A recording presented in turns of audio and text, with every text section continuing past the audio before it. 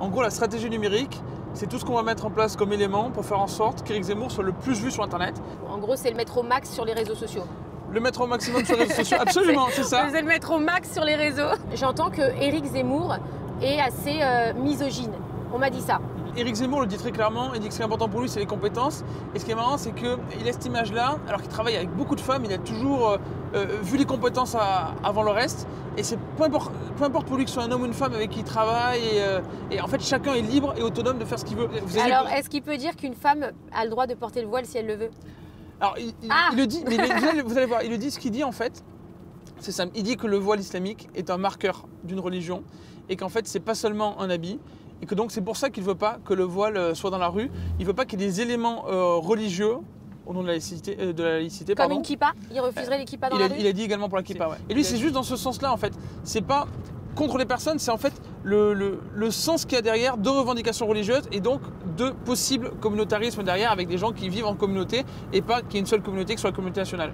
Et là, typiquement, le voile islamique, on montre une religion dans la rue. C'est du prosélytisme passif d'une certaine manière.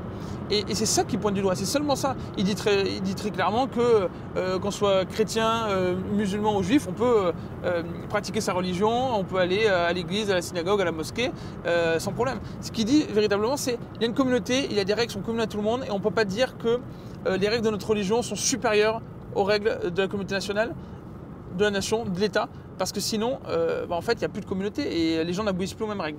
Et là, ça va, alors vous allez réussir à les avoir, les 500?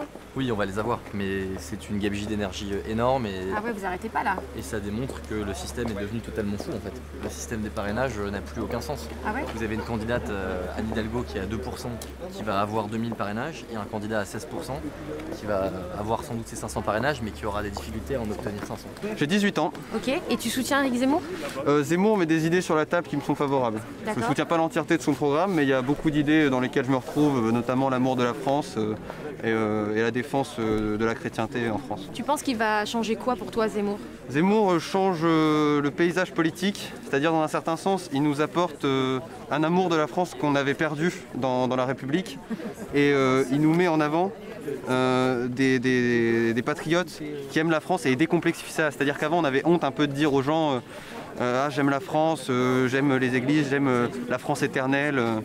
Et là, Zemmour arrive et se dit le candidat de ces gens-là. Que tu sais, il y a beaucoup de gens qui disent oui, mais Éric Zemmour, pour les jeunes de ton âge qui sont dans les quartiers, il va être différent, il va être dur. Qu'est-ce que tu as envie de leur dire? J'ai envie de leur dire qu'une statue ne se sculpte pas en polissant. Des fois, il faut être dur aussi. Il est fort, hein. On dirait qu'il va faire de la politique. Ces jeunes-là, j'ai envie de leur dire que oui, des fois l'État est dur, des fois oui, il y a des contraintes dans la vie. C'est normal.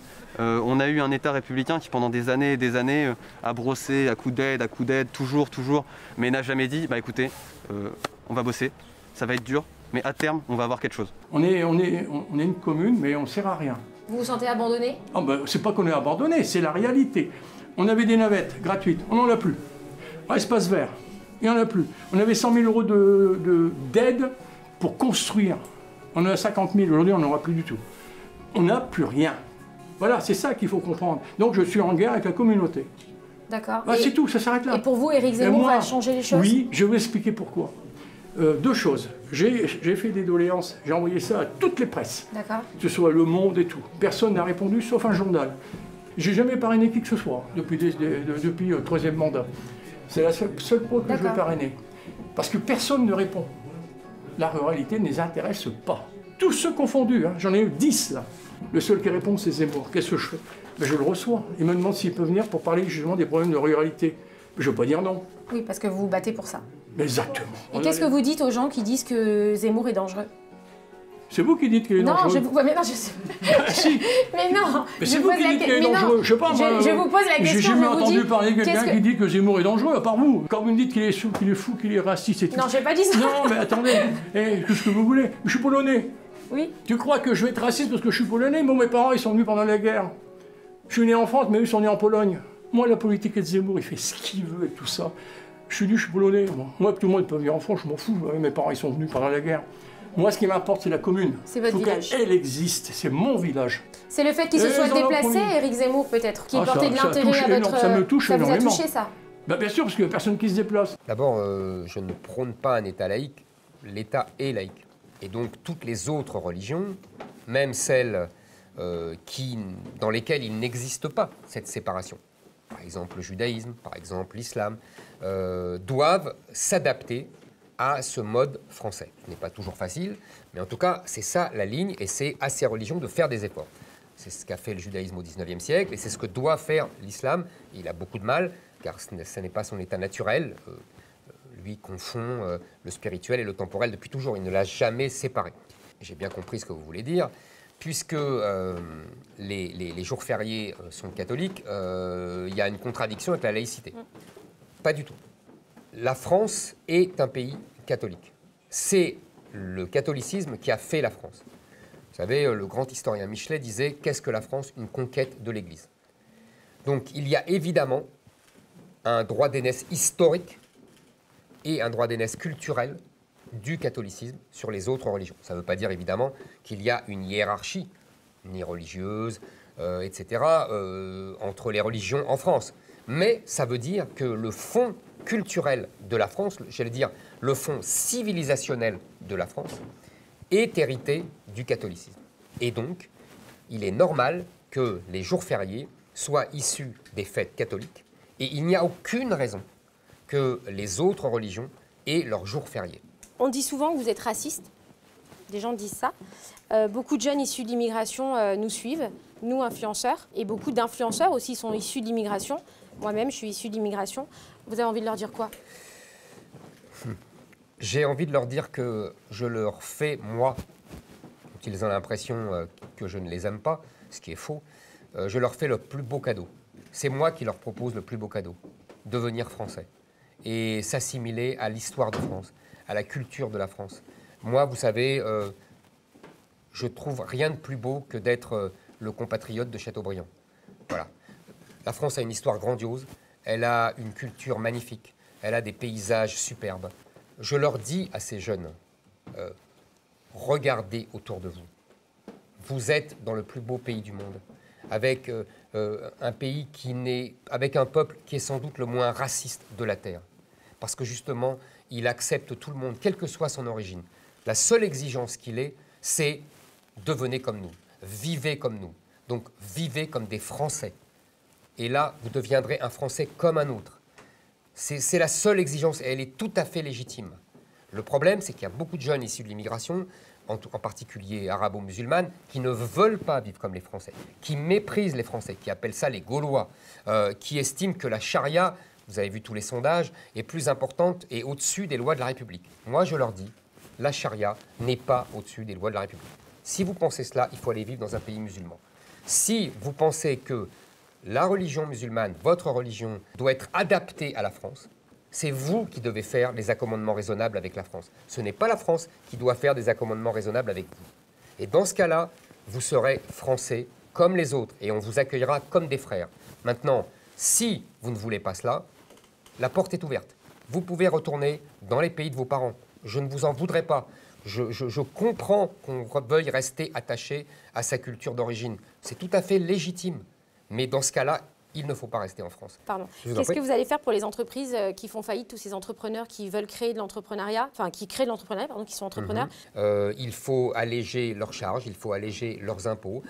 Je propose par exemple qu'ils puissent embaucher dans les 2 années qui suivent, en 2 ans, ils puissent embaucher 2 salariés sans charge sociale, exonérés de charges sociales. Ça, c'est pour leur permettre de se développer, de grandir, de croître et de ne pas manquer de personnel quand ils en ont besoin. Je propose aussi, si vous voulez, s'ils grandissent vite, d'alléger leurs impôts. Par exemple, je propose, vous savez, il y a pour l'impôt sur les sociétés, il y a 2 taux. Il y a le taux réduit à 15%, et il y a le taux normal à 25%. Le taux réduit, c'est uniquement pour ceux qui font 36 000 € de bénéfices dans l'année. J'ai proposé pour ceux qui grandissent vite, et il y en a beaucoup, de hisser ce plafond à 300 000 €. Et jusqu'à 300 000 € de bénéfices, ils ne payeront que 15% d'impôts. Donc vous voyez, c'est des mesures comme ça, simples, mais très efficaces, qui peuvent aider les entrepreneurs à grandir, à croître et à se développer. Par contre, je suis impressionnée du nombre de jeunes qui... ça me fait plaisir que vous suivent. ça. Moi, j'ai vous avez vu ouais. Formidable. Hein. C'est vraiment ce que j'ai remarqué. Après, c'est le premier, donc... Non, mais c'est tout... Non, franchement, vous savez, ça a commencé... Les premiers, c'était mes réunions pour le livre. Ouais. C'était pas des meetings officiels. Et tout de suite, les journalistes ont dit mais c'est inouï tous les jeunes qu'il y a. Et les autres, ils ont accepté aussi de vous recevoir? Oui, normalement. Très bien. Bah, vraiment, vous me raconterez, j'y tiens. Carrément. Mais on a l'impression que c'est un petit peu les candidats de télé-réalité aussi, les candidats à la politique, non? Ah bon? Ouais. Dans quel sens? Bah, je sais pas, j'ai l'impression que c'est plein d'histoires, plein de trucs. Tu sais, c'est un peu. Ah non, mais il y a des histoires. J'ai dit peut-être qu'on peut tous vous mettre dans une maison. Avec qui vous clasheriez? N'exagérons rien. Avec Jean-Luc Mélenchon, je pense. C'est vrai? Non, avec Jean-Luc Mélenchon, j'ai les mêmes repères que lui. D'accord. C'est-à-dire, on s'engueule, on n'est pas d'accord, mais on a lu les mêmes livres, vous voyez ce que je veux dire? Donc on a les mêmes références. Voilà. D'accord. Et évidemment, ça facilite à la fois l'engueulade et en même temps la compréhension réciproque. Bien sûr. Voilà. Éric Zemmour, c'est un ami, comme je l'ai dit dans mon discours, depuis maintenant plus d'une dizaine d'années. Donc on a discuté des heures et des heures et des heures et des heures. Et c'est vrai qu'il n'y a pas l'épaisseur d'une feuille de papier à cigarette entre sa vision de la France et la mienne. D'ailleurs, je ne sais pas si vous avez prêté attention, mais j'ai cité Victor Hugo et j'ai cité un vers de Victor Hugo et lui-même a cité le même vers dans son discours alors qu'on ne s'était pas, coordonnés. C'était incroyable. Vous êtes connectés. Exactement. S'ils partent pour des raisons d'insécurité, je pense que dans le programme d'Éric Zemmour, il y a ce qu'il faut en matière de lutte contre l'insécurité. Je pense que si Éric Zemmour est élu 3 mois après, les spécialistes en insécurité deviendront des historiens. Parce que la sécurité sera rétablie partout et qu'il n'y aura aucune raison que les gens s'en aillent, en tout cas à cause de ça. Et maintenant, fiscalement, bien entendu, il y a toute une réforme fiscale à faire pour attirer et pour conserver surtout les gens qui gagnent de l'argent en France. Vous savez, la gauche adore les pauvres. Elle adore tellement les pauvres qu'elle trouve qu'il n'y en a pas assez en France, donc elle en importe. Parce que ça légitime sa présence. Nous, on veut faire en sorte que les pauvres deviennent riches. On veut faire en sorte que les gens s'enrichissent avec leur mérite, avec leur effort, avec leur talent. Et donc il n'y a aucune raison qu'en bout de chaîne, une fois que vous avez fourni tout l'effort possible et nécessaire pour vous hisser dans l'échelle sociale et pour gagner de l'argent, il n'y a aucune raison qu'en fin de course, l'État soit le castrateur qui vienne vous rafler le fruit de votre travail. C'est une logique qui est invraisemblable. Et d'ailleurs, la gauche l'encourage parce qu'elle a besoin de rafler aux riches pour pouvoir entretenir les pauvres qu'elle crée. Nous, on n'est pas dans cette logique-là. Okay. Il paraît qu'à l'Assemblée nationale, le pass vaccinal n'est pas obligatoire. Ben, bien sûr, il n'est pas obligatoire. Et pourquoi? Et pourquoi nous, c'est obligatoire et pourquoi là-bas, c'est pas obligatoire? Parce qu'ils considèrent que rendre un pass vaccinal obligatoire à l'entrée à l'Assemblée, c'est une entrave au fonctionnement du pouvoir législatif en France. Et vous pensez que c'est normal? Moi, je trouve que c'est pas normal parce que la première des règles dans une démocratie, on apprend ça en première année des bancs de la fac, c'est pacta sunt servanda, c'est-à-dire respecte la règle que tu édictes. Donc quand vous édictez une règle, la moindre des choses, c'est que vous commencez par l'appliquer vous-même. Ouais, encore un texte sorti de l'enfer comme si je m'appelais Belzébuth. Mec, c'est sûr, je les baisse dur, tes freestylers, je les éduque. Chacune de mes punch, je vous défigure, j'ai capté le truc, je vais viser le but. Tête de rappeur dans le réticule, je les destitue, je sais ce qui tue. Wow.